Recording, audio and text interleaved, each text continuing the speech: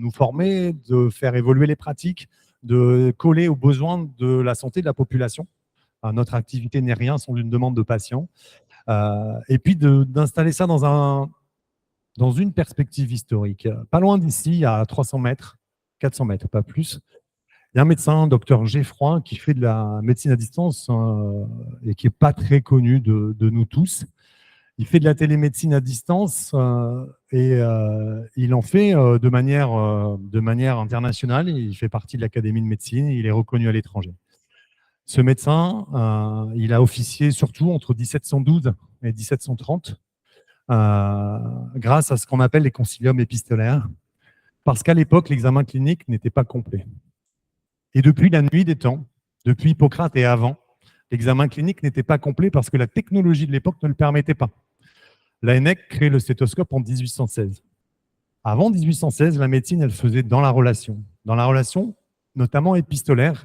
Et ce fameux docteur François-Étienne Geffroy, qui habitait rue Bourtibourg, à côté de l'hôtel de ville, a laissé dans l'histoire 400 lettres avec lesquelles il conversait avec des patients qui habitaient très loin, qui ne pouvaient pas avoir accès à un médecin, et sur lesquels il s'entretenait et prodiguait ses soins. Donc, la médecine à distance, la médecine de distance, c'est le principal mode d'exercice dans l'histoire de la médecine, pourrait-on dire. Alors, bien sûr, le 19e siècle a permis, grâce à la technologie, je parlais des stéthoscopes, mais aussi de la connaissance anatomopathologique, a permis de commencer à pouvoir élaborer des modèles physiologiques et puis après des instruments, le stéthoscope, le tensiomètre, etc., qui ont fait que l'examen du malade n'était plus uniquement à l'interrogatoire, mais bien sûr à l'inspection, à la palpation, à la percussion et à l'auscultation. Vous connaissez tout ça. Mais c'est assez récent finalement. Et on a vu au début du XXe siècle, alors je sais que Pierre Simon, fondateur de la Société française de télémédecine, nous écoute, je l'espère, où il va venir, l'écrit dans beaucoup de ses ouvrages ou de ses articles. La télémédecine, après, s'est développée, ou en tout cas la médecine à distance, à la faveur des besoins d'urgence. Donc, que ça soit pour la marine, que ça soit pour les gens en montagne, etc., etc. Et que ça soit pour les urgences. La régulation médicale, à la faveur toujours de l'innovation technologique, à savoir le téléphone, a permis de pratiquer une télémédecine de distance. Et aujourd'hui encore, je rappelle que pour 20 millions de passages aux urgences, c'est à peu près 30 millions de coups de fil en télérégulation par an en France. Je continue mon petit cycle historique. Bien sûr, l'Internet. Et alors, il y a eu la transmission d'images aussi par le fax et d'autres moyens. Il y a eu bien sûr l'Internet et tout le développement de la connectique et des performances technologiques. Et là, il y a des ingénieurs parmi nous qui en parleraient bien mieux que moi, mais qui font qu'on a pu faire de la téléchirurgie, de la domotique, du robot médical et bien sûr de la téléconsultation. Et donc, on voit bien que l'évolution des pratiques cliniques et donc de l'examen clinique change au cours de l'histoire et donc des capacités technologiques à pouvoir améliorer les pratiques. Depuis 2018, la téléconsultation est complètement installée. Je rappelle que l'avenant numéro 6 en 2018 a fixé des conditions extrêmement difficiles qui fait que la téléconsultation était mineure. Il fallait être suivi par son médecin traitant, être dans les territoires, etc., etc. Aujourd'hui, les règles sont desserrées puisque l'intérêt de la télémédecine, c'est de pouvoir la faire à distance. Donc, faire de la télémédecine dans les territoires, c'est vouloir fixer la téléphonie mobile. Permettez-moi cette petite image. Et aujourd'hui, on est en face de pratiques qui changent. Le stéthoscope est substitué au fur et à mesure par l'échographe. La capacité de l'IA à analyser les images, les examens de biologie ou de cytopathologie est en train d'arriver de manière massive. Et donc, on voit tout à fait que la manière dont on va faire de la médecine va changer de manière considérable dans les années à venir. Et pour ça, et je vais passer rapidement la parole à Ségolène, eh ben, on a simplement besoin de deux choses, c'est d'améliorer la connaissance et de partager la connaissance. Et améliorer la connaissance, ça passe par, bien sûr, les méthodes scientifiques. Et là aussi, petit chiffre incroyable, le doublement des données médicales en 1950 était de 50 ans. Il fallait 50 ans pour doubler les données médicales. Dans les années 80, il fallait entre 3 et 5 ans. En 2020, 73 jours. Ça veut dire que la capacité à pouvoir intégrer les données médicales est un vrai défi pour aujourd'hui les médecins, les praticiens, qui n'est pas résolvable en dehors de la technologie. Et puis, c'est aussi la transmission de ces connaissances empiriques, donc savoir faire partager des expériences. Et c'est ce qu'on a voulu faire ici avec ce livre, parce que les médecins de Livy ont une expérience en télémédecine avec d'autres, ont une expérience en téléconsultation et ont pu acquérir des connaissances, des pratiques, des retours d'expérience quant à la manière de pouvoir exercer convenablement la téléconsultation. Et je le dis convenablement avec beaucoup de, j'entends trop certains dogmatiques dire qu'on fait de la médecine de merde. Désolé pour l'expression, mais c'est comme ça qu'elle est véhiculée. Or, à Livy, avec d'autres, on n'est pas les seuls. Mais chez Livy, on est extrêmement attaché à la qualité des soins. On le fait à travers une direction médicale que j'ai le plaisir d'animer, mais pas que. Ici, il y avait François qui fait partie de la direction médicale, Yanis qui est là, Fadila qui s'occupe de la gestion de la qualité et des risques.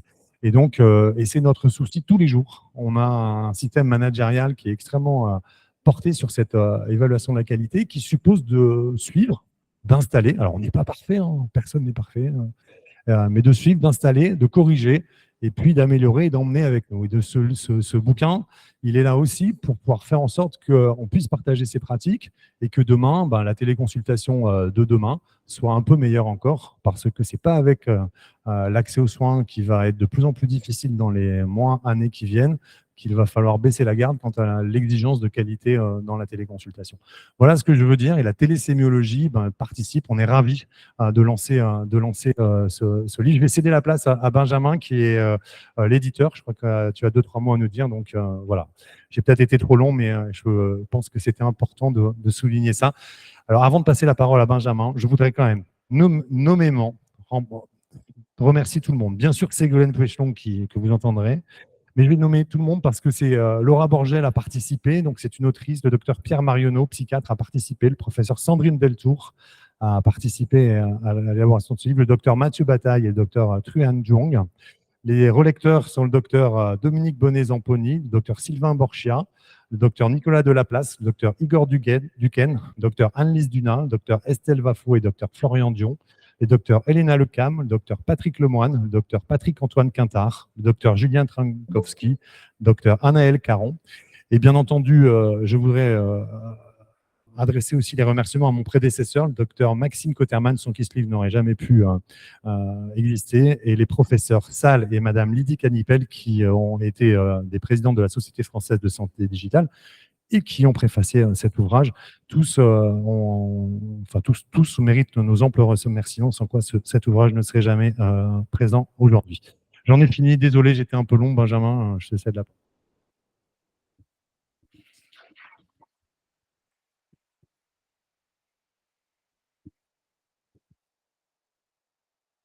Caméra quelque part.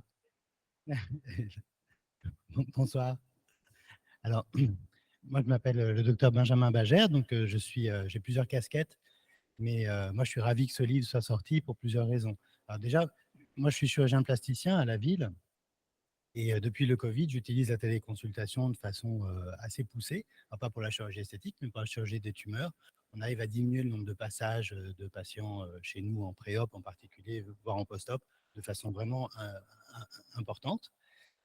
Et, bon, et donc, je suis très content que des gens parlent correctement de la téléconsultation.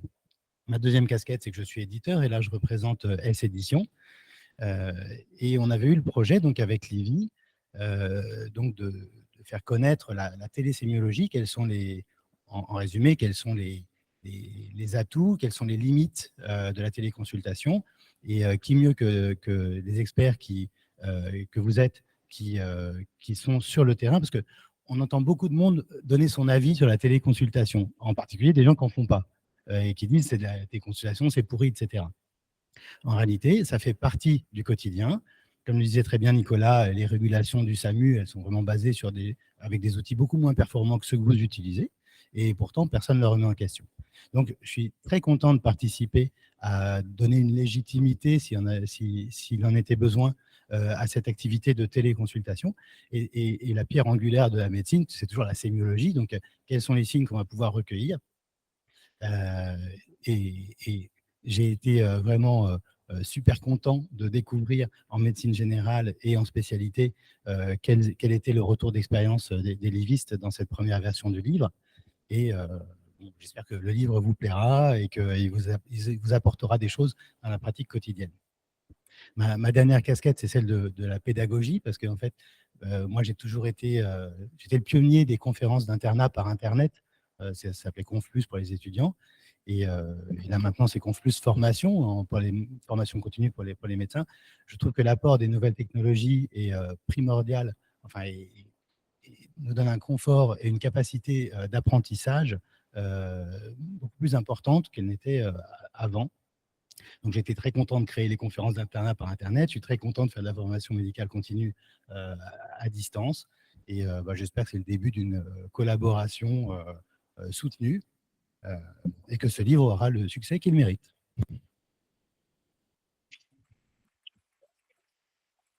Et donc, pour vous en parler, l'auteur, coordinateur, médecin principal de ce livre, Ségolène Pechlong.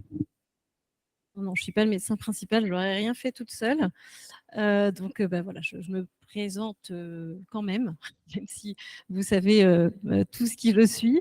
Donc, Ségolène Pechlong, je suis médecin généraliste. Je pratique dans le Val-de-Marne depuis environ 10 ans. J'ai aussi une petite activité d'enseignement à Paris-Cité. Et je le souligne parce que, tout comme Benjamin, cet intérêt pédagogique a participé à l'initiative de cet ouvrage.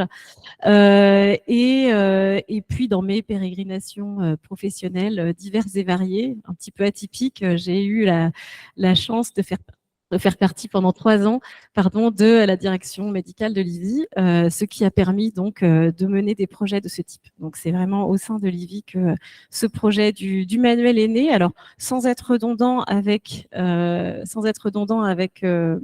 qui a été dit avant moi, je vais reprendre un peu l'histoire de la télémédecine là où elle a été laissée par Nicolas. Donc, les dernières années, donc les années après Internet, je ne vais pas forcément développer, surtout que c'est synthétique, vraisemblablement imprécis. Pierre Simon, je pense, aurait beaucoup de choses à nous dire parce que lui a vécu toutes ces années, contrairement à moi qui suis arrivée dans les dernières années seulement. Mais en gros, après une décennie après l'arrivée d'Internet, les premières expérimentations ont commencé à s'élaborer en secteur institutionnel, donc notamment en EHPAD, donc en secteur gériatrique, à propos des AVC, donc télé-AVC, télédialyse, et puis dans l'une de mes expériences professionnelles qui a précédé l'IVI, j'ai aussi fait moi de la téléexpertise en anticoagulation au créatif de la Rivoisière, donc en fait, et qui existe depuis très longtemps, hein, depuis en fait ces années-là. Donc déjà, il y avait une activité avant que ça se démocratise de téléconsultation de diverses manières et dans diverses spécialités. Il y a eu une petite dizaine d'années, 8 ans d'exercices très confidentiels, notamment les médecins généralistes n'étaient pas franchement impliqués dans cette histoire.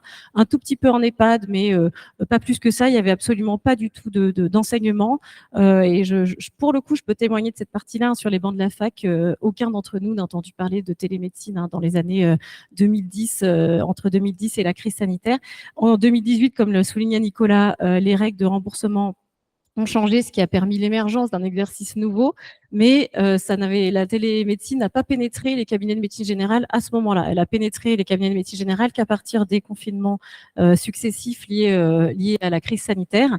Et c'est à ce moment-là que ça soit pour les usagers, donc les patients, ou pour les médecins, tout le monde a dû s'y mettre de façon très brutale et surtout sans aucune formation. Donc en fait, on a créé de toutes pièces un exercice pour lequel on n'avait jamais été formé en extrapolant les connaissances qu'on avait du chevet physique au chevet digital. Et puis finalement, où est-ce qu'on se trouve aujourd'hui après la crise sanitaire, même s'il y a une petite vague de Covid en ce moment, bon, voilà, c'est plus pareil que quand même ce qu'on a connu. Et les patients, eux, sont habitués. Pas forcément, pas de façon toujours pertinente, mais habitués et demandeurs. La communauté médicale est très divisée. Il y a des pour, il y a des contre, hein, comme ça a été souligné avant moi, et qui sont en général assez trempés d'ailleurs, hein, assez tranchés dans leurs avis.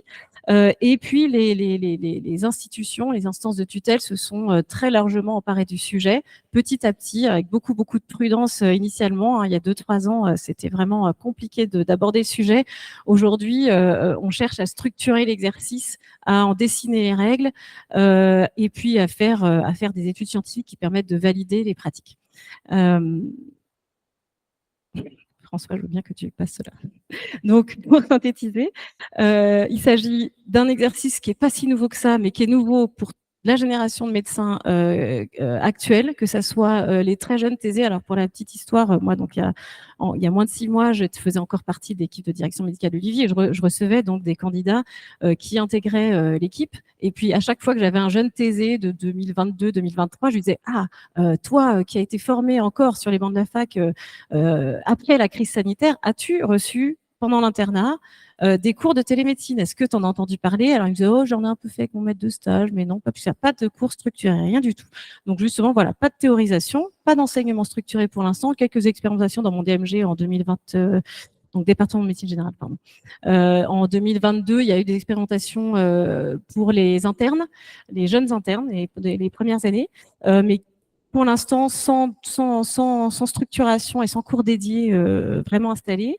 Pas encore d'études de pratique, celles-là on les attend, elles sont en train d'arriver hein, grâce au travail des thésards et puis des différentes équipes un peu partout dans le monde.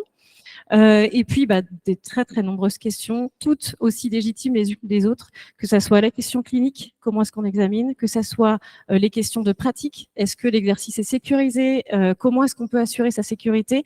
Aujourd'hui, les conduites thérapeutiques en médecine, elles sont basées sur les preuves, ça s'appelle l'EBM, l'Evidence-Based Medicine.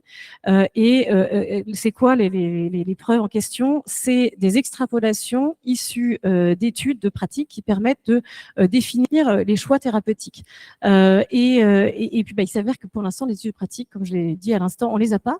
Donc, pouvoir dire, pour vous, c'est mieux d'être en présentiel ou c'est mieux d'être en téléconsultation ou bien on sait pas trop, on n'a pas franchement d'arguments scientifiques pour trancher. Tout reste à faire. C'est absolument passionnant, mais évidemment, c'est un travail colossal et qui concerne absolument toutes les spécialités. Donc, moi, je vais parler essentiellement de la médecine générale, mais en tout cas, ça, c'est une question, comme le disait Nicolas, hein, qu'on se pose en permanence à la direction médicale, qui continue d'être posée par mes successeurs et l'équipe actuelle, mais pendant 3 ans, en tout cas, ça a vraiment été la préoccupation, puis aussi le côté passionnant de la réflexion qui se mène à la direction médicale. Et puis, évidemment, il y avait toutes les questions de relations de soins et d'organisation du soin, avec beaucoup de craintes d'ubérisation de la médecine, etc., etc. Voilà, donc en 2021, 1 an après le début de la crise sanitaire, on est assez nombreux finalement alors plutôt en Europe, à s'être penchés sur le sujet. Nous, on a élaboré chez Livy cette petite chose qui sera à votre disposition si vous le souhaitez, donc le livre blanc de la télémédecine. Je vous le montre parce qu'en fait, c'est vraiment la lecture de cet ouvrage qui était une première contribution scientifique qui m'a donné envie d'écrire l'idée surtout, l'idée et l'envie de rédiger ce manuel, en tout cas d'organiser sa rédaction. En fait, il y a 5 axes de réflexion qui ont été proposés par 19 spécialités réunies par la Société française de santé digitale et par Livy. Dont l'une d'entre elles qui était justement l'émergence de la sémiologie digitale. Il y a 2 termes, télésémiologie ou sémiologie digitale, celui qu'on préfère. Et puis, il y a en même temps que nous une autre entreprise de télémédecine, mais qui, elle, développe des cabines d'outils connectés, H4D, qui fait un partenariat avec le CHU d'Angers et qui proposait un manuel de télésémiologie, mais sur les outils connectés. Ils n'ont pas publié en dehors du CHU de l'entreprise, mais je crois que leur manuel est quand même accessible en ligne pour ceux qui le souhaitent, pour la partie outils connectés. Et puis, en faisant simplement télésémiologie dans Google avec ou sans Y, j'ai découvert qu'il y avait un département en Roumanie à peu près en même temps que nous qui créait un département, une fac de médecine roumaine qui créait en même temps que nous un département de télésémiologie. Et je suis tombée un peu plus récemment sur au moins 3 études, une de chir maxillofacial, une d'ORL italien, et puis des réflexions autour de la ce qu'on appelle les télésémiotiques, c'est-à-dire les nouveaux termes en fait associés à ce nouveau type d'exercice de la télémédecine. Et en fait, ce qui est très très amusant à noter, c'est que à chaque fois les auteurs pensent avoir conçu le terme de télésémiologie, alors qu'en fait on a tous eu la même idée en même temps. Voilà. Et comme on est en train de publier là, 1 an et demi, 2 ans après avoir élaboré ces projets, effectivement, on est tous en train de s'apercevoir, je pense, hein, les uns les autres, qu'on a eu les mêmes idées en même temps. Voilà. Donc, c'est pas du tout l'apanage de l'IVI uniquement, cette idée de télésémiologie, et c'est d'ailleurs tout à fait heureux, parce que ça s'inscrit dans un mouvement médical beaucoup plus global. Voilà, la sémiologie médicale, une discipline fondamentale. Pour se faire une petite idée de la question, pour ceux qui n'ont pas fait d'études de médecine ici, il y en a quelques-uns. C'est après avoir appris l'anatomie et le fonctionnement du corps, on apprend à l'examiner. C'est vraiment la première chose qu'on fait juste après avoir appris l'anatomie. Hein. Donc, apprendre à examiner un corps, c'est parmi les premières étapes d'apprentissage de la médecine. C'est historique, c'est depuis la nuit des temps, comme le disait Nicolas, mais il l'a souligné beaucoup mieux que moi, donc je ne vais pas développer ce point. Ce que nous essayons de faire avec ce manuel, c'est d'adapter la sémiologie aux nouvelles pratiques. Mais la sémiologie, elle reste. Et c'est l'art d'examiner un patient, l'art de transformer un symptôme ou une plainte en un ensemble de signes cliniques qui nous permettent de raisonner sur des hypothèses diagnostiques, puis une conduite exploratoire et thérapeutique, avec plus ou moins de déclinaisons dans toutes ces étapes. Et elle comporte classiquement 2 parties, et c'est très important de les nuancer parce que elles ne sont pas limitées de la même façon par l'exercice à distance. Le premier, c'est l'interrogatoire, on y reviendra tout à l'heure, et le deuxième, c'est l'examen physique. Et donc, les plus sceptiques d'entre nous, dans la communauté médicale, disent on ne peut pas faire de médecine sans examen clinique, donc on ne peut pas faire de télémédecine. Et en fait, on s'aperçoit on s'aperçoit assez rapidement que si, on peut quand même faire une partie de ce travail, et c'est ce qu'on a essayé de mettre en évidence dans cet ouvrage.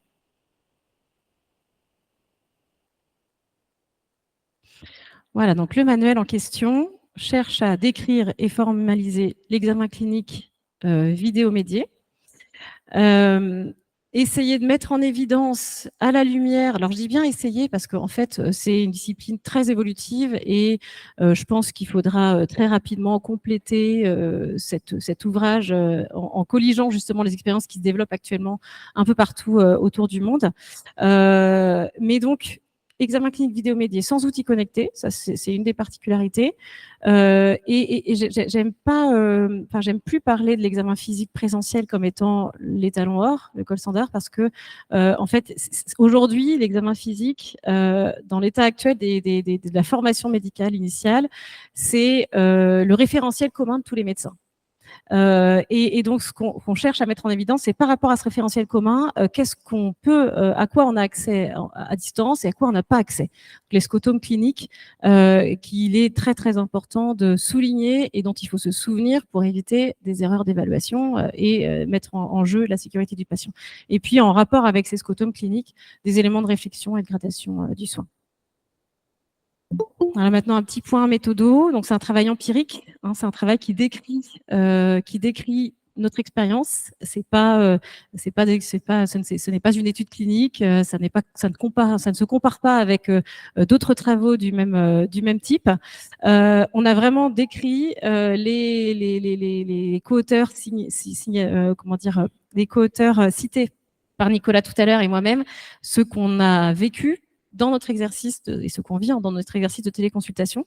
C'est 1 an d'écriture collaborative, donc je ne vais pas vous faire la liste, mais effectivement, le projet a intéressé parce que nous avons eu des contributeurs qui étaient externes à l'IVI et qui étaient très impliqués dans le monde universitaire, hein, notamment en neurologie et en dermato. Ils ont répondu à l'appel très très vite, et en particulier les 2 dermatologues qui ont participé au projet font partie du groupe TELDES, donc le groupe de télémédecine de la Société française de dermatologie. Donc, c'était vraiment très heureux qu'on les ait avec nous. Pardonnez-moi. Et puis, l'année qui a suivi a permis de colliger les relectures indépendantes. Donc, aucun des relecteurs sont des médecins Lévy. Et ça, c'est quelque chose qui est important pour la validité scientifique du propos. Voilà, l'idée, c'est de proposer pour la formation médicale initiale, j'ose espérer qu'aujourd'hui, aux externes et aux internes, on propose une formation, on proposera en tout cas à court terme de les former à l'exercice à distance. Mais aussi pour la formation médicale continue, puisque à ce jour, aucun médecin n'a été formé à ça spécifiquement. Et puis, sinon, le plan du manuel est extrêmement classique. C'est un manuel de sémiologie, tout ce qu'il y a de plus traditionnel, donc décliné appareil par appareil, avec 2 chapitres transversaux, un de pédiatrie et un de gériatrie qui ne demandent qu'à être étoffés. Et puis un grand chapitre de psychiatrie, et on n'a pas souhaité, même si ça déséquilibre un petit peu les choses, en réduire le volume, parce que la découverte de l'application des applications possibles en santé mentale de la télémédecine, la téléconsultation est absolument phénoménale. Pour moi, c'est l'une des plus grandes découvertes du vécu de cette crise sanitaire, avec des échanges extrêmement riches au sein de l'équipe de santé mentale de l'IVI, donc menée par César, qui est en ligne, César, docteur Ansel Anselme, qui est en ligne avec nous. Et voilà, des échanges très très riches qui ont permis de dessiner un petit peu les contours. Et je sais que la communauté psychiatrique s'intéresse énormément à cette question-là, ce qu'on peut faire, ce qu'on peut pas faire à distance, sachant que évidemment les scotomes cliniques pour eux ne sont absolument pas les mêmes que pour nous, puisque eux n'ont pas forcément besoin de palper, d'auscultation, comme nous, on en a besoin, nous autres somaticiens, en permanence. Voilà, donc quelques éléments de courte diapo pour vous donner envie de lire, avec quelques éléments de réflexion que je ne vais pas trop développer, histoire que vous découvriez quand même le contenu de l'ouvrage. La place de l'interrogatoire, la place retrouvée de l'interrogatoire, c'est ce que j'aime bien, moi, redire. D'ailleurs, tellement retrouvée que Pierre Simon donc, nous a annoncé il y a quelques jours avoir préfacé un ouvrage entier d'interrogatoire destiné à la téléconsultation, et qui a, lui, été issu de l'expérience de l'équipe de CARE, une autre entreprise, un autre service de téléconsultation équivalent de l'IVI en soins non programmés, et dans lequel est soutenue la thèse qu'on ne peut pas examiner, donc on n'a que l'interrogatoire. On est un tout petit peu en décalage, mais c'est aussi comme ça qu'on progresse en médecine, en discutant entre nous. Mais c'est pour dire à quel point donc l'interrogatoire, un interrogatoire bien mené, structuré, qui traduit la plainte du patient de façon méthodique et rigoureuse en des signes cliniques, et bien permet, ça c'est démontré depuis plusieurs décennies, de faire entre 80 et 90% du travail de conduite thérapeutique et exploratoire. Donc évidemment, quand on dit qu'il n'y a pas de clinique à distance, on s'aperçoit bien qu'il y a au moins une moitié, voire davantage, de l'examen clinique en fait qui est totalement accessible à partir du moment où il est bien fait. Donc la place retrouvée de l'interrogatoire en télémédecine, peut-être on s'en aperçoit davantage que quand on est physiquement avec le patient. L'examen vidéomédié, le principe qu'on développe et à lire les écrits des confrères et consoeurs qui ont réfléchi sur le sujet, on est tous aboutis à la même chose, à savoir nous guidons nos patients dans le recueil sur leur propre corps des signes cliniques dont on a besoin pour raisonner. Que ça soit pour étayer des hypothèses ou pour éliminer un diagnostic de gravité, en ayant toujours dans l'idée que la limite, tout doute doit bénéficier au patient et entraîner une réorientation. Et effectivement, l'examen clinique n'est pas nul, il est partiel, il est tronqué sur certains points, mais il apporte aussi des éléments nouveaux sur d'autres, et en particulier les éléments environnementaux. En fait, on a affaire, en tout cas dans des services comme l'IVI, à des visites à domicile ou des visites sur le lieu de travail de nos patients, de patients jeunes. On se promène assez fréquemment dans leur maison, d'ailleurs, on fait toutes les pièces, y compris les toilettes, j'en passe des meilleures. C'est du vécu, hein. C'est vraiment tout à fait impressionnant à quel point on nous fait pénétrer dans une intimité à laquelle on n'a jamais accès à aucun moment, y compris quand on va en visite à domicile d'ailleurs, en fait, physiquement. On nous ouvre pas toute la maison en visite à domicile, on nous ouvre le salon, la chambre éventuellement, et c'est bien tout. Là, en général, la balade est complète, la visite est entière, et ça nous donne beaucoup d'éléments qui permettent d'adapter notre langage, notre conduite thérapeutique aux circonstances dans lesquelles vit le patient ou aux circonstances dans lesquelles il travaille. Hein, pour la petite histoire, moi j'ai déjà consulté un jour une personne sur son lieu de travail et je me suis aperçue en fin de consultation, c'était une erreur de ma part de ne pas l'avoir vérifié, qu'il y avait sa boss juste à côté qui vérifiait tout ce que je disais. Et c'est typiquement le genre d'écueil que j'ai souligné, vérifier ce qui se passe hors champ, en fait. C'est la base de la confidentialité en télémédecine. C'est un exemple parmi d'autres. Donc voilà, un examen clinique qui n'est pas nul, mais avec quand même des éléments tronqués et également des éléments dont on ne dispose pas en exercice présentiel. Alors, pour la partie un tout petit peu plus éthique, un tout petit peu plus déontologique, la première chose dont je voulais vous parler, c'est la vicariance. Alors, c'est pas moi qui ai inventé ce terme et c'est pas moi qui suis allée le chercher non plus. Mais ça m'a fasciné en fait. À quelques mois du début de la crise sanitaire, la direction médicale de l'époque, Livy, a fait intervenir un éthicien pour que l'équipe médicale, qui était très choquée par tout ce qu'elle vivait et perturbée par tout ce qui se passait, en fait, puisse mettre des mots et réfléchir à ce qui se passait en téléconsultation, mais aussi vis-à-vis de la crise sanitaire, etc. Et puis, donc, il nous a expliqué ce principe de vicariance, qui est un principe de neurosciences, qui décrit en fait le fait que lorsqu'on a des sens manquants, eh bien, les sens restants sont hypertrophiés. Et en télémédecine, eh bien, comme ça a été souligné, puisqu'il paraît tout à fait évident, sans outils connectés notamment, on n'a pas accès à l'occultation, on n'a pas accès au palpé, on n'a pas accès à l'odeur. Alors, l'odorat, le goût n'est plus utilisé depuis assez longtemps en médecine, mais il a été dans le passé. Hein. Je suis contente de ne pas avoir vécu ce moment-là. Et puis, moi, j'aime bien parler d'un sixième sens. Le sixième sens, c'est la présence à l'autre. Voilà, quand on est physiquement en présence, il se passe quelque chose, il y a une interaction sur laquelle on met pas de mots, forcément d'ailleurs en fait. Hein. C'est le sixième sens, donc il n'a pas de dénomination. Eh bien, on s'aperçoit en fait assez rapidement quand on s'investit dans une téléconsultation, donc on s'investit humainement, que il y a une vicariance sensorielle, donc avec et une vicariance communicationnelle. Donc, la communication non verbale, les expressions du visage, la gestuelle, que ça soit celle du patient ou la nôtre, se trouve assez rapidement hypertrophiée et on y est aussi plus attentif en fait que quand on est en présence du patient.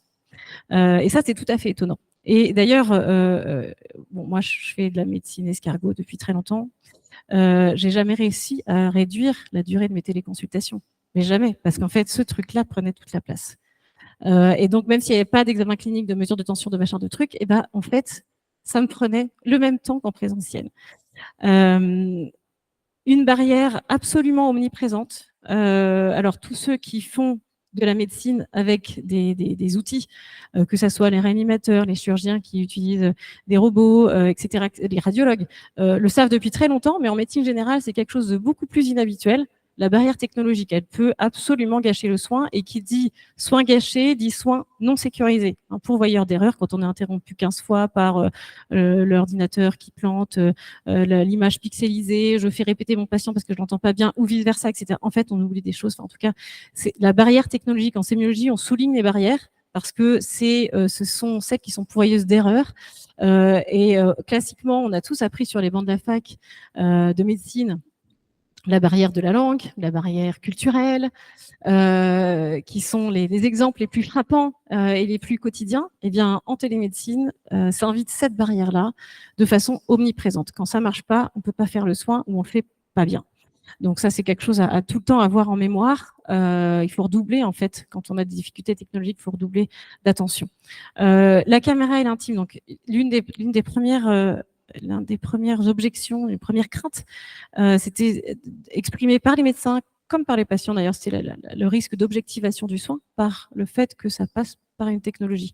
En fait, tous les soins en médecine qui passent par une technologie ou un objet, quel qu'il soit, de la prise de sang à la coloscopie, sont des soins jugés invasifs. Invasif, ça veut dire que ça va atteindre plus lourdement l'intimité des patients. Et bien, la caméra, c'est ce qui se passe. C'est-à-dire que même si on a affaire à un soin, ce qui est plus banal en médecine générale, je voudrais vous regarder respirer, enlevez votre t-shirt s'il vous plaît, je voudrais vous voir respirer.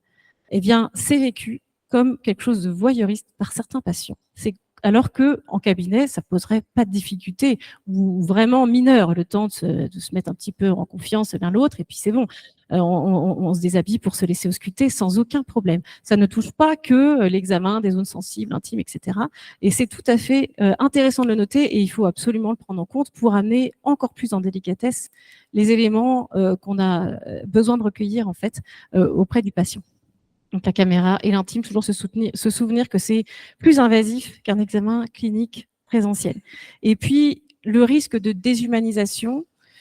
Alors ça, c'est un point que j'ai pas franchement développé dans le livre, mais je pense qu'il nécessiterait d'être développé parce que il me semble que la digitalisation des rapports humains, elle est présente en fait depuis 10 à 20 ans, à travers les réseaux sociaux, à travers même nos démarches en fait, qui sont toutes en ligne, que ce soit nos démarches de soins, que ce soit les démarches administratives qu'on a à faire avec nos différentes instances. Et finalement, l'humanité n'est pas absente de tout ça. Elle est différente. La médecine n'a pas échappé quelque part à cette digitalisation, et je suis pas certaine qu'on puisse parler de déshumanisation quand la médecine passe par la technique. Ou en tout cas, ça nécessite d'être franchement réfléchi, parce que la plupart de nos rapports et de nos démarches sociales aujourd'hui passent par le numérique. Voilà, donc pour conclure mon propos, quelques défis, quelques perspectives. Alors l'émergence des outils connectés. Chez Livy, il n'y en a pas, on n'a pas accès aux outils connectés, et puis de toute façon, c'est pas pour l'instant démocratisé, c'est vraiment dans des structures très spécifiques qu'on y a accès. Donc, dans un premier temps, on a souhaité aborder la télésémiologie sans outils connectés, mais il est évident qu'il faudra les intégrer à un moment donné, quand on les aura suffisamment expérimentés. Comme le soulignait Nicolas, donc on est dans un contexte de tension d'accès aux soins assez extrême et grandissant, quel que soit le secteur médical.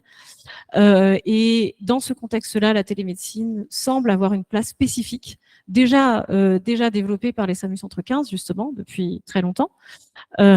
Mais finalement, dans la gradation de soins, donc l'organisation de l'accès aux soins en fonction du symptôme, en fonction de la situation clinique, la télémédecine pourrait avoir une place spécifique. Certains soins peuvent être réalisés, certains motifs peuvent être gérés entièrement en téléconsultation, sans danger pour le patient et sans perte de chance, voire le fait d'attendre pourrait constituer une perte de chance. On a besoin d'études de pratique pour pouvoir évaluer tout ça. Il faut évidemment accompagner d'une part l'électronisme, qui concerne encore 17% de la population française, mais aussi en raison notamment de cet électronisme et puis d'autres limites, le sujet gériatrique, qui a été le grand oublié de ce tsunami de la télémédecine. C'est-à-dire qu'en fait, ce qui est assez ironique dans cette histoire, c'est que ça a commencé en gériatrie, cette histoire de télémédecine. En tout cas, les premières expérimentations, en particulier celles décrites par le professeur Salle et ses équipes, c'était en secteur gériatrique, très bien décrit, avec l'analyse des réactions des patients, etc. Et pendant la crise Covid, on n'en a pas fait de télémédecine en secteur gériatrique. Donc, tout reste à faire de ce point de vue-là, tout reste à organiser. Et évidemment, la question du handicap a toute sa place aussi, parce que les handicaps entraînent des difficultés d'accès à peu près tout dans la vie, mais y compris les soins.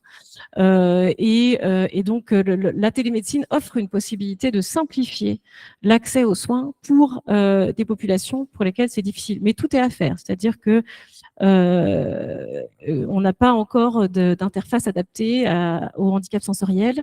Et puis, eh bien, on en discutait tout à l'heure dans les établissements qui accueillent des publics atteints de handicap sévère. Eh bien, pour l'instant, les choses ne sont pas faites non plus.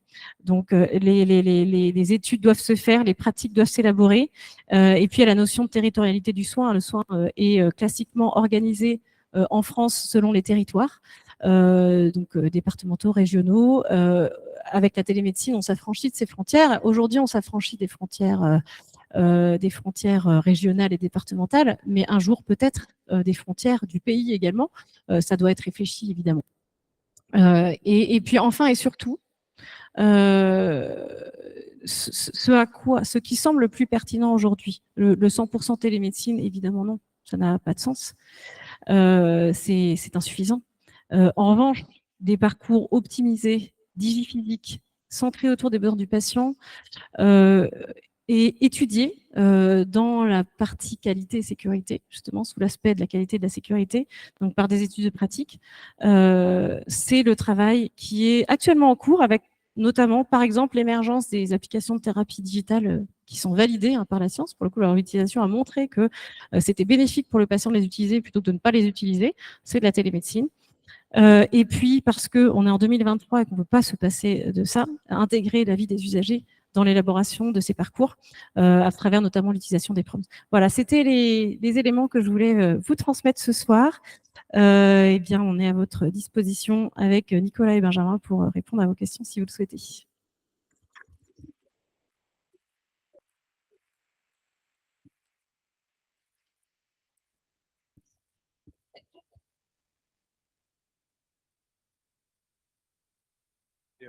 On arrive au terme de nos présentations, mais bien entendu, s'il y a des questions, on serait très heureux de pouvoir y répondre.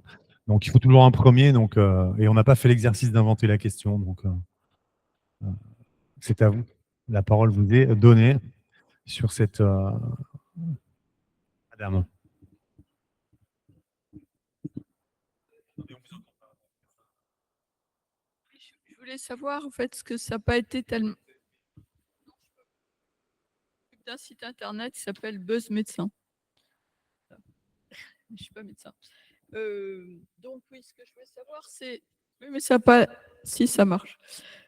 Oui, ce que je voulais savoir en fait, c'était si l'ouvrage s'appuyait sur un certain nombre, je suppose, de téléconsultations, des tas de cas pratiques qui ont été synthétisés.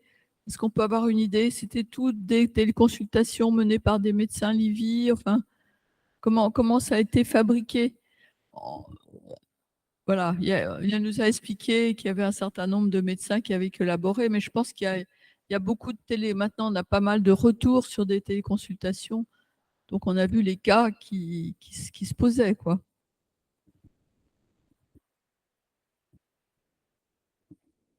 Un des premiers ouvrages de télémédecine publiés en France, c'est un ouvrage de cas pratique en télémédecine. Il est sorti un an avant ce traité.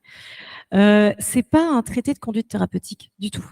Là, on est dans de la sémiologie pure, c'est-à-dire la description de l'examen clinique avec ses possibles et ses impossibles. Et donc, ça ne repose pas sur, ça ne part pas. Alors, il y a des motifs, évidemment, il y a des plaintes, parce qu'en sémiologie, on part de la plainte, mais ça n'est pas classé par plainte. C'est classé par appareil. Donc, l'appareil respiratoire, l'appareil cardiologique, l'appareil digestif, etc., etc. Donc non, il n'y a pas de cas pratique et il n'y a pas non plus de nombre de téléconsultations sur lesquelles est basé notre exercice, notre ouvrage, parce que c'est en fait, alors chez Livy, on a une vie de service et qui est elle aussi numérique d'ailleurs, qui passe par un outil de partage clinique permanent. Et c'est en fait, alors j'ai eu la chance de faire partie des médecins référents donc qui intervenaient sur cet espace pour aider mes confrères à prendre des décisions, en fait, en étant plusieurs à prendre des décisions dans des conditions telles que je les ai décrites, à savoir personne ne sait exactement ce qu'il faut faire vraiment bien, puisque pour l'instant, on n'a pas de données. Donc, autant se mettre à plusieurs cerveaux et plusieurs expériences cliniques pour s'assurer pour limiter le risque d'erreur. Et c'est en fait en recueillant les éléments décrits par les uns et les autres, regarder les photos transmises, etc., qu'on a pu résumer en fait ces éléments. Mais ce ne sont pas des cas pratiques et il y a des ouvrages qui partent du symptôme. L'ouvrage que j'ai souligné tout à l'heure, l'interrogatoire, il part du symptôme. C'est des situations cliniques avec des interrogatoires standardisés. Et puis, il y a donc, je ne sais plus comment s'appelle cet autre ouvrage, les situations sans motif de téléconsultation en médecine générale, quelque chose comme ça, qui est sorti en 2021, 2022. Mais juste un complément, c'est la question de l'amélioration des pratiques. Il repose sur le partage d'un savoir empirique en médecine, c'est historique, qui pose des hypothèses et qui nécessite après des méthodes scientifiques d'évaluation. Il faut savoir qu'on est dans ce cycle-là aujourd'hui, que globalement en médecine de spécialité, les choses sont très bien codifiées. Tu as parlé de l'evidence-based medicine tout à l'heure. En soins primaires, bien sûr, il y a le Collège des médecins généralistes, bien sûr, il y a la Société française de médecine générale, mais c'est beaucoup plus récent, en tout cas dans l'histoire française, que d'avoir une approche plus scientifique des soins primaires. Et donc, on va essayer de participer à ça. Aujourd'hui, ça a été un partage d'expériences empiriques fondées sur une formation des médecins, sur cette expérience. Aujourd'hui, on fait 60 000 téléconsultations un peu ou prou par mois chez Livy. Et donc, c'est sur cette. L'équipe médicale est animée, comme on le disait, avec Yanis, François, Fadila et César qui est en téléconsultation, en vidéo, pardonnez-moi. Oui, c'est dingue, hein, on est complètement pénétré par notre métier. Et donc, ce partage d'expérience est fondamental dans notre pratique. Et de plus, on s'inspire de ce que les données de la science, chaque jour, nous amènent. Pour préparer cette réunion, je me suis amusé sur PubMed à regarder combien il y avait d'articles scientifiques télémédecine France. Il y en a 750 aujourd'hui. Ils étaient 350 il y a 1 ou 2 ans, je crois. Donc, on voit très bien que la publication commence à venir et qu'on va arriver à encore plus de connaissances qui va se solidifier. Mais on est au début d'une histoire. On est au début d'une histoire. Ça, c'est ce qu'il faut comprendre. Alors, il y a toujours, vous savez, au début des histoires, il y a toujours les promoteurs, les détracteurs, pardon. Et voilà, aujourd'hui, je pense qu'on est plus des promoteurs que des détracteurs ou des neutres. Mais on sent que les choses vont évoluer. C'était pareil pour l'échographie, l'IRM, le scan. Les interventions non médicales, et même la ENEC a été victime, puisqu'on en parlait tout à l'heure, des détracteurs de l'époque. Donc, dans l'histoire de la médecine et de l'innovation, ça fait juste partie un des classiques, si j'ose dire. Merci Nicolas, merci Ségolène pour cette super présentation. On a aussi quelques questions dans le chat. Une première pratico-pratique. Mandy se demande comment se procurer le livre. Est-ce qu'il y a quelque chose de prévu pour les médecins justement qui exercent chez Livy? Peut-être une question pour l'éditeur. Alors, les médecins de chez Livy, si j'ai bien compris, tous ont accès à ce livre. Voilà, il suffit de le demander au patron et vous l'aurez. Et les médecins qui nous suivent qui ne sont pas chez Livy, vous pouvez le commander chez Amazon ou chez les librairies médicales habituelles, Unitech, Fnac et compagnie. Merci. Version papier. Et une deuxième question un petit peu plus piège de César, qui te félicite aussi pour la présentation et qui demande ton avis sur la limite des 20% et sur le recul. Comment tu vois ce chiffre évoluer avec le temps, en gros la prise de conscience un petit peu des besoins? Alors, comme ce n'est pas un ouvrage de cas pratique, César, je ne suis pas sûre de pouvoir répondre à ta question. Tout ce que je peux souligner, c'est que c'est ce que j'ai un peu expliqué tout à l'heure, à savoir, on part d'un référentiel commun qui est l'examen présentiel. On extrapole et on élabore un examen à distance. Peut-être qu'à un moment donné, il y aura des spécialistes de l'examen présentiel et des spécialistes de l'examen à distance, mais ce n'est absolument pas le projet du moment. Pour l'instant, la crainte qui a été longuement soulignée par l'ordre, c'est qu'on perde nos capacités d'examen présentiel et la capacité de mesurer les limites de l'examen distanciel et donc pourvoyeuse potentiellement d'erreurs et de mise en danger des patients en arrêtant de faire de la médecine présentielle. Est-ce que ce type d'ouvrage et les autres réflexions qui sont actuellement en cours permettront de rassurer et donc d'entraîner mathématiquement une limite moins drastique? On peut l'espérer parce que je ne suis pas certaine que ça ait une grande pertinence, c'est 20%. Mais seul l'avenir nous le dira. Et les 20%, c'est une règle administrative. C'est-à-dire qu'il n'y a aucune évaluation scientifique qui démontre qu'un médecin qui fait 80% de télémédecine est un mauvais médecin au regard d'une règle qui serait à 20%. Donc, cette règle, elle est venue de par l'histoire des rapports de force dans le cadre des politiques de santé et d'offres de soins. Et il faut juste le savoir. Alors après, est-ce qu'elle est mauvaise, bonne, ça c'est chacun en aura une appréciation.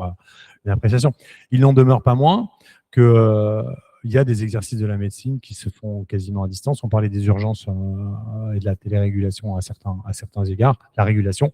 On voit très bien qu'il faut sans doute passer quelques dogmes et que ces règles-là seront sans doute posées de manière très différente dans les années à venir.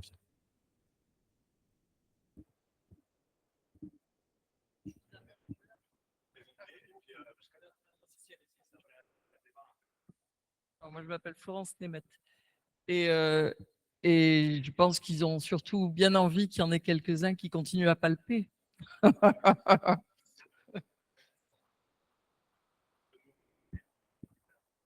question économique sur l'intercalation de la télémédecine par rapport à la médecine physique est posée, et notamment dans le cadre de la convention médicale qui est régulièrement discutée.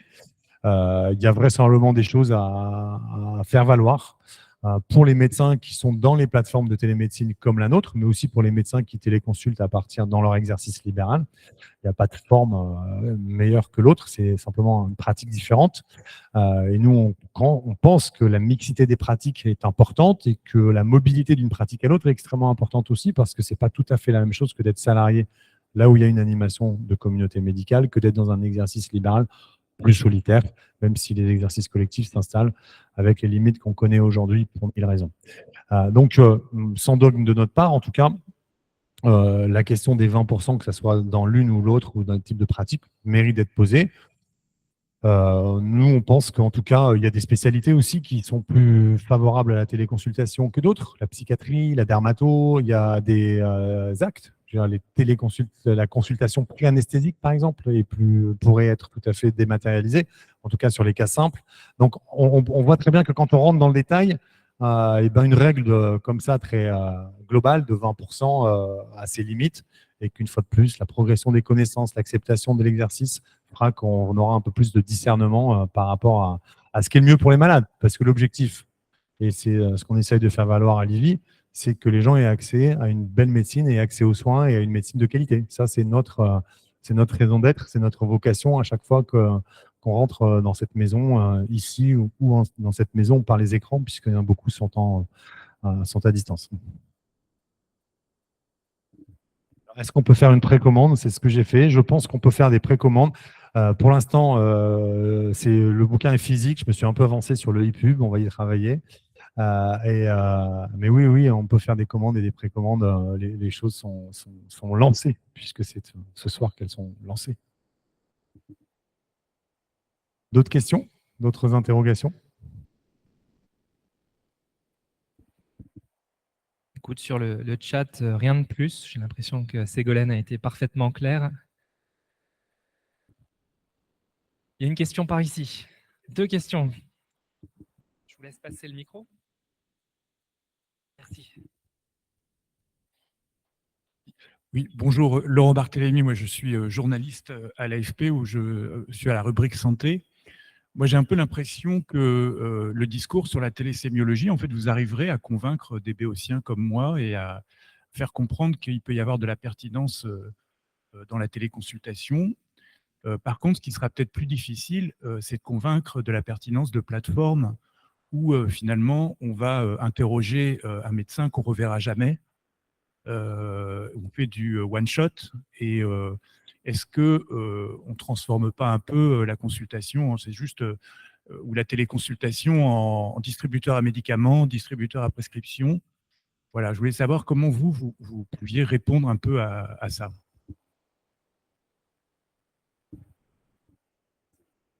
Parce qu'elle se pose en France. Elle se pose en France d'abord parce que la téléconsultation, en tout cas la pratique des sociétés téléconsultation des plateformes telles que les nôtres, n'est pas autorisée sur les soins chroniques et les parcours. Dans le cadre des parcours de soins. Et donc, à partir du moment où on pourra organiser ça, comme ça se fait en Suède et chez nos amis suédois, où la capacité à pouvoir diligenter des soins avec des modèles économiques qui sont très différents, c'est-à-dire que quand on est dans un parcours de soins, ce sont principalement des malades chroniques dont le système de rémunération est à la capitation et pas à l'acte, et qui sont pris en charge dans le cadre de politiques publiques de santé qui sont tout à fait différentes des nôtres dans l'organisation du système. Donc, nous, on serait ravis de pouvoir participer à l'amélioration de l'accès à la qualité des soins dans le cadre des parcours de soins. Aujourd'hui, ce n'est pas le cas, pour 1000 raisons. Vous savez que vous avez en France, si je caricature, ce qui est de l'ordre de l'hôpital et des établissements de soins qui est géré par l'État. Et puis, vous avez ce qui est de l'ordre des soins primaires qui est géré par les conventions de l'assurance maladie. Et pour ce qui est de la médecine, la convention médicale. Et ce sont les médecins libéraux qui sont pilotes de cette convention et leurs instances de représentation. Nous ne sommes pas représentés dans cette convention et Donc, on est le réceptacle de ce qui est décidé par eux dans le cadre des négociations conventionnelles. Donc voilà, mais c'est un état de fait. La deuxième chose que je voulais dire, c'est que on a le droit d'avoir des soins courants aigus quand on est une population active. C'est-à-dire que la médecine en France et les demandes de soins en France ne concernent pas uniquement les malades chroniques.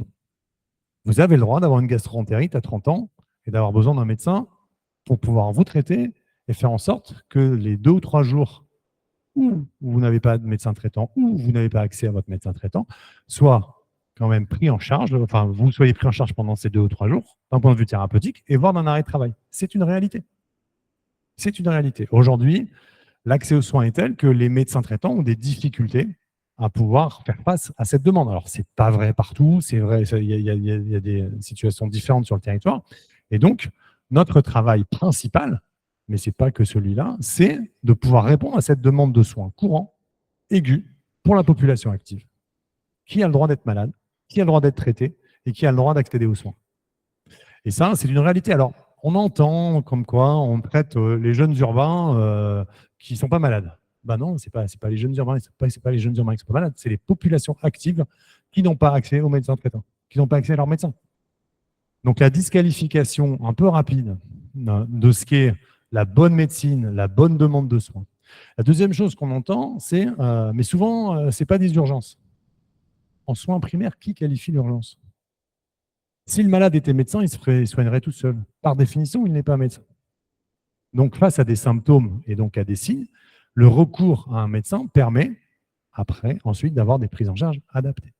Donc, la demande de soins, en soins primaires, par définition, elle est induite par ce que ressent le patient. Et donc, si on veut diminuer le recours urgent, la question, elle est d'éducation à la santé. Mais ce n'est pas de notre sort. Ou en tout cas, on n'est pas valorisé pour tel. Et donc, je pense que là-dessus, il faut savoir poser les problématiques avec discernement, une fois de plus. Et ce qu'on constate, c'est que les Français nous font de plus en plus confiance parce qu'ils ont des problèmes de santé dont la nature nécessite d'être pris en charge. Dernier point sur les arrêts de travail, puisque c'est le gros sujet qui alimente les polémiques. Et les syndicats de médecins le disent eux-mêmes. La question de l'arrêt de travail, c'est la résulte de l'adéquation entre un état de santé en regard de la performance au travail demandée. Donc, elle nécessite de pouvoir travailler sur les deux points. Pourquoi y a-t-il plus d'arrêt de travail, de demande d'arrêt de travail? Ça, c'est aux parties prenantes de l'organisation du travail, syndicats d'employés, syndicats de salariés, de pouvoir poser les diagnostics. C'est ce qui est fait au Québec, de travailler sur le pourquoi la demande sociale s'accroît en termes d'arrêt de travail. Après, à nous de faire de la médecine qui permet de faire en sorte que nous qualifions suffisamment l'état de santé de la personne, nécessitant ou pas un arrêt de travail. Donc ça, c'est notre travail de qualité que nous essayons de faire, à l'IVI.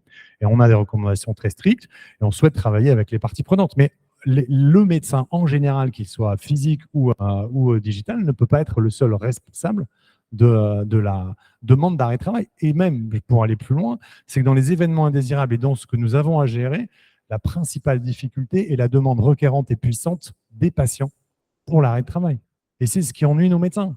Et c'est ce qui parfois les fait partir de l'IVI. Donc on voit bien que le principal sujet va être en dehors, en sachant que la demande sociale est puissante, parfois violente, et que c'est ça qu'il va falloir traiter à mon sens. Mais c'est en dehors de notre spectre d'activité.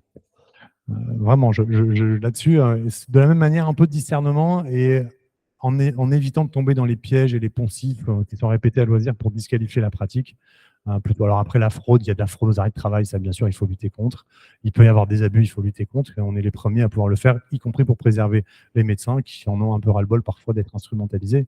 Et je crois que ça, c'est important. J'ai été un peu long, je suis désolé. Moi, j'ajouterais des éléments beaucoup plus terre à terre. Le premier élément, c'est qu'en santé mentale, il y a des parcours de suivi actuellement. dans le service, et je pense pas que chez nous, pas qu'ici chez Livy. Donc les psychiatres et psychologues qui prennent en charge actuellement les patients, c'est César qui pourrait en témoigner, puisqu'il est responsable de cette activité-là, font du suivi. Donc c'est pas que des consultations uniques ou réorientent, mais ce qui est tout à fait intéressant aussi. Et puis d'autre part, il y a un élément dont je parle un petit peu d'ailleurs dans l'ouvrage, c'est que parfois, à partir du moment où c'est un acte attentif et méticuleux, eh bien, le regard nouveau a un avantage par rapport au médecin traitant. Et certains patients se libèrent davantage quand ils savent que le médecin, ils ne le croiseront jamais dans la rue. Et ça, c'est une réalité, hein. C'est-à-dire qu'il y a ceux qui vont être très, très gênés par ce dont je vous ai parlé tout à l'heure, à savoir l'intrusion de la caméra dans le colloque singulier, et d'autres qui, au contraire, vont se lâcher complètement parce qu'ils ne nous reverront plus jamais, justement. Ils sont convaincus qu'ils ne nous reverront plus jamais, en tout cas. Et donc, dans certaines situations, et là encore, c'est du vécu, eh bien, au contraire, on a accès à des informations dont peut-être le médecin traitant n'a pas connaissance, parce que on sait qu'en médecine générale, en médecine de famille, il faut parfois travailler très, très longuement au corps nos patients pour obtenir certains secrets bien gardés. Et ben, ces secrets-là peuvent ressortir plus facilement quand on est parfois très à distance de nos patients. Voilà, d'une façon, moi, ça a été une découverte aussi pour moi, cet élément-là. Il y a des maladies stigmatisantes, les infections sexuellement transmissibles, l'obésité, les troubles de santé mentale et parfois les violences. Et parfois, on n'a pas envie de les partager dans un territoire, justement. Et la j'arriverai jamais à le prononcer, je me plante à chaque fois. Le fait de ne pas le faire dans le territoire apporte un certain nombre d'avantages par rapport à ce que tu disais. Enfin, voilà.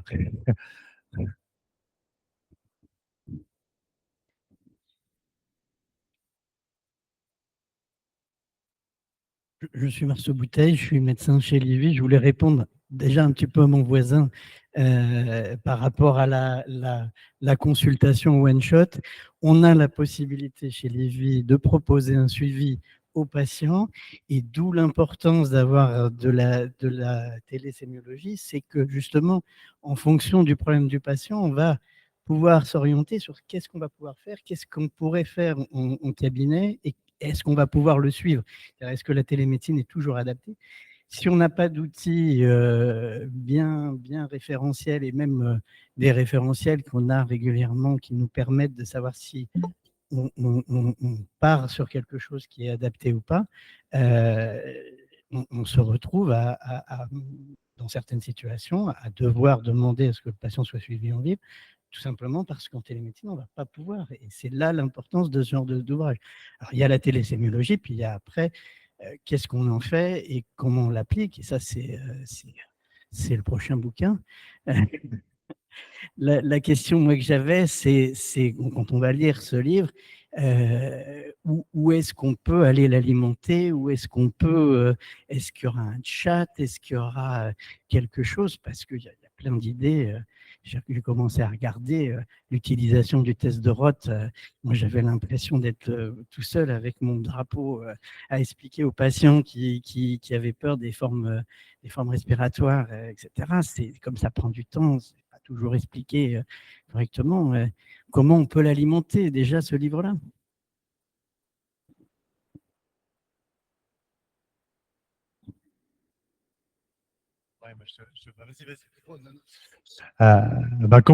Comment l'alimenter?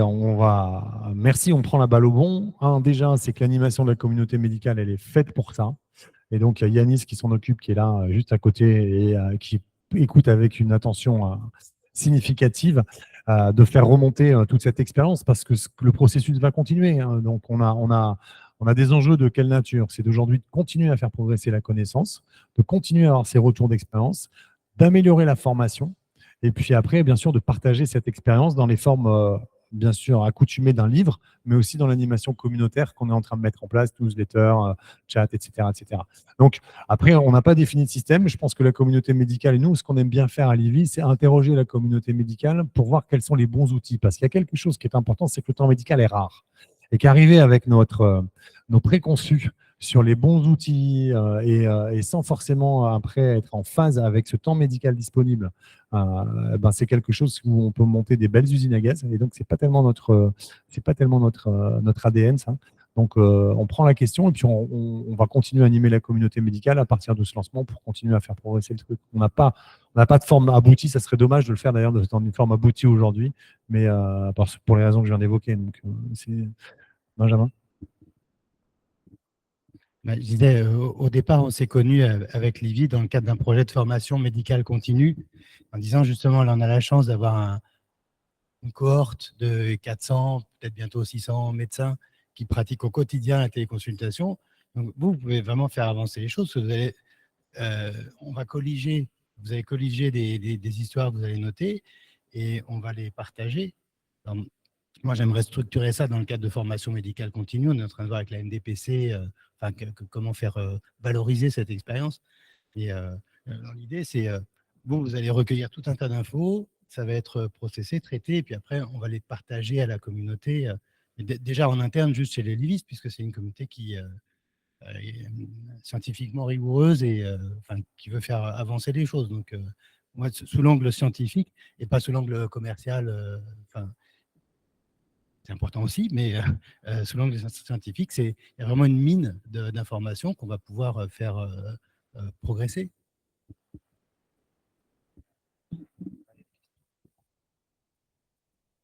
Deux petites interventions, principalement au niveau contexte. 6 millions de Français sans médecin traitant, 3 millions en recherche active.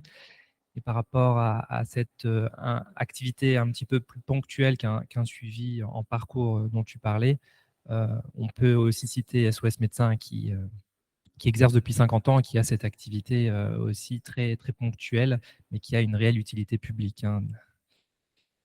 C'est vrai, juste pour ajouter un point, c'est vrai qu'en tant que médecin chez Livy, qui bosse maintenant en télémédecine partiellement depuis 3 ans, on a à cœur à la fois de proposer une réponse rapide à des patients qui en ont besoin, sans représenter une perte de chance ou un retard diagnostique et sans le détacher d'un parcours physique qui pour nous reste essentiel.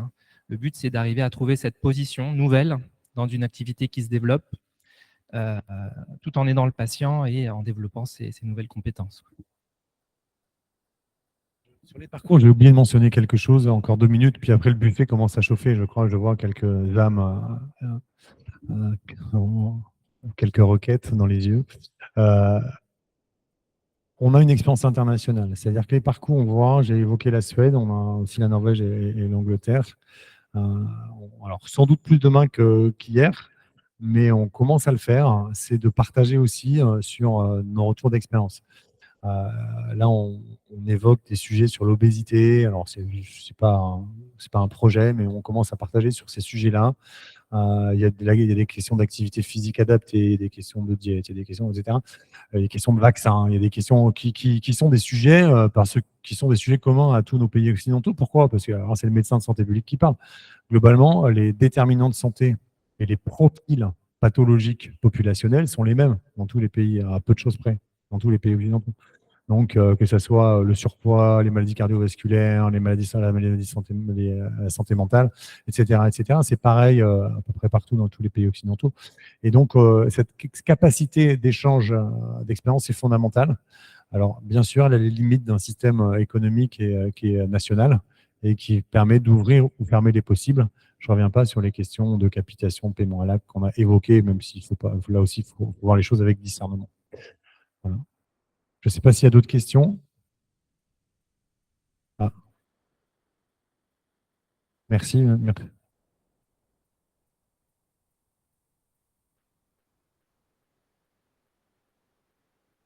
sais pas. Donc, on lui souhaite la bienvenue, alors, si c'est ça.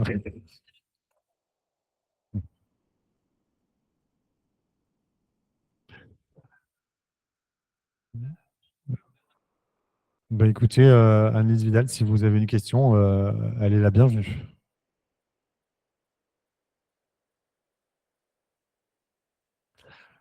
Ben, écoutez, en tout cas, s'il n'y a plus de questions, moi, je vous propose qu'on poursuive les discussions et les interactions autour d'un verre et d'une petite collation. Bah voilà. Merci à vous de votre présence et de ces échanges riches et importants.